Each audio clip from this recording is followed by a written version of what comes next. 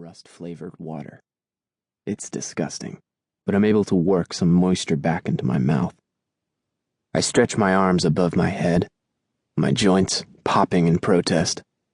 A jolt of pain comes from my wrists, my stretch pulling at the still fresh scar tissue there. And that's when my mind starts wandering again, this time not into fantasy, but memory. I think about West Virginia every day. I relive it. I remember darting through those tunnels, clutching that red stone Nine had loaned me, shining its alien light on dozens of cell doors. In each one, I hoped to find my father, and each time I was disappointed. Then the Moogs came, cutting me off from John and Nine. I remember the fear that came from being separated from the others. Maybe they could fight off that many Moogs in Piken with their legacies. Unfortunately, all I had was a stolen Moog blaster. I did the best I could, shooting any Moog that got too close, all the while trying to find a way back to John and Nine. I could hear John shouting my name above all the fighting. He was close, if only we weren't separated by a horde of alien beasts. A monster's tail lashed across my legs. My feet went out from under me. I lost my grip on Nine's stone and went tumbling to the ground. I hit face first, opening up a gash above my eyebrow. Blood immediately started trickling into my eyes. Half blinded, I crawled for cover.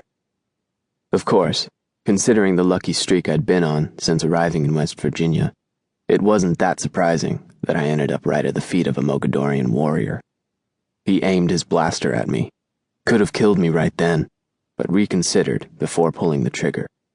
Instead of gunning me down, he clipped me on the temple with the butt of the gun. Everything went black. I woke up, suspended from the ceiling by thick chains. Still in the cave, yet somehow I could tell they'd taken me deeper, to a more secure area. My stomach sank when I realized the cave was still standing at all, that I was being held prisoner. What did that mean about John and Nine? Had they gotten out? I didn't have much strength in my limbs, but I tried pulling against the chains anyway. There was no give. I felt desperate and claustrophobic. I was about to cry out when a huge Mogadorian strode into the room. The biggest one I'd ever seen. With an ugly purple scar on his neck and a strange-looking golden cane clutched in one of his massive hands. He was absolutely hideous, like a nightmare, but I couldn't look away. Somehow, his empty black eyes held my gaze. "Hello, Samuel," he said, as he stalked towards me. "Do you know who I am?"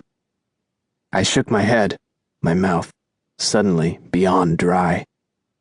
"I am Pittacus Ra, Supreme Commander of the Mogadorian Empire, Engineer of the Great Expansion, Beloved Leader."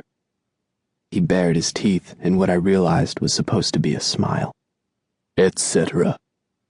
The ringmaster of a planetary genocide, and the mastermind behind an upcoming invasion of Earth, had just addressed me by name. I tried to think of what John would do in a situation like this.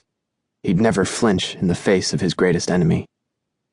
I, on the other hand, started to shake, the chains that bound my wrists clanking together. I could tell Pittacus appreciated my fear. "This can be painless, Samuel.